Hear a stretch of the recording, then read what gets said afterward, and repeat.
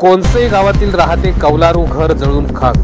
तालुक्यातील कोणसे गावातील रहिवासी बाळकृष्ण यादव मोकाशी व नंदकुमार यादव मोकाशी यांच्या राहत्या घराला काल रात्री 12:30 वाजताच्या सुमारास आग लागली। सदर आग ही शॉर्ट सर्किटमुळे लागल्याचे घर मालकाचे म्हणणे आहे। सदर आग ही झपाट्याने वाढल्याने घरातील सर्वच वस्तू जळून खाक झाल्या आहेत। सुदैवाने कोणतीही जीवितहानी झाली नाही। वाडा नगरपंचायत अग्निशामक दलाच्या गाडी पोहोचेपर्यंत घराच्या लाकडांसह सर्वच वस्तू जळून खाक झाल्या होत्या। त्यामुळे हवालदिल झालेल्या घरमालकांनी नुकसान भरपाई म्हणून शासन दरबारी मागणी केली आहे।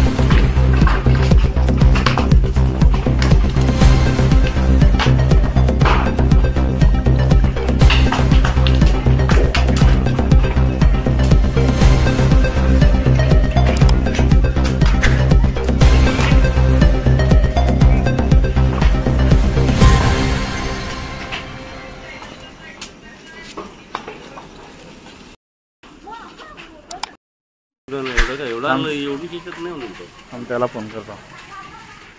आलाय का राजू